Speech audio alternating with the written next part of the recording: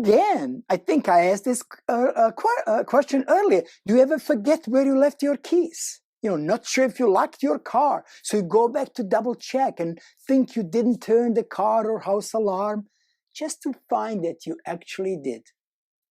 Sent an email just to regret it later on. Was angry just to realize later that you were wrong and you must apologize for your action. You went to the grocery to buy one thing and ended up buying something else, and actually not that thing that you want to buy, etc. Maybe it's just me, but things like this do happen in my life. Now, I'm not proposing let's practice mindfulness and we'll save all of our problems.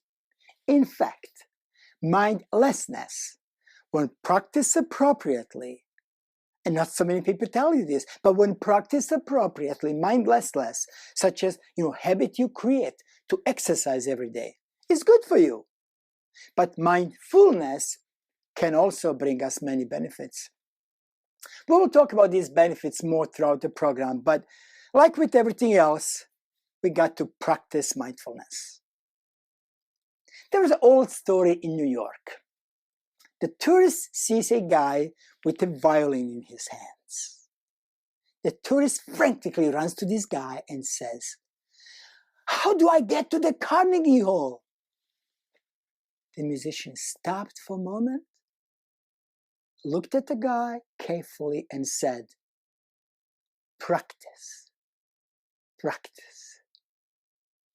See, just like anything else in life, in order to get better with mindfulness, we need to practice. And practicing mindfulness is certainly easily said than done.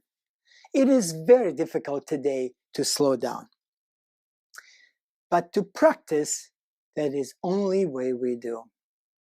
As we said earlier, a lot of research shows that multitasking is not good for us.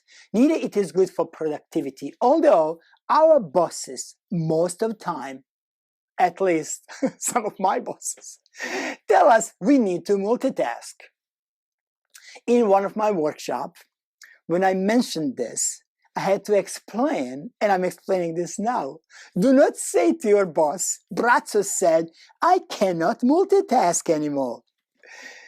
But if you focus on one thing, not only will you be even more successful, but it will also help you become even more mindful. There are many formal mindfulness meditation practices, and you may decide to study one or go to a week or so long retreat to do an extensive mindfulness and meditation. However, for most of us, that is simply not practical, and I give such a credit for those who do. So in this program, we will mostly focus on informal meditation and tools that you can use as soon as you finish the lecture.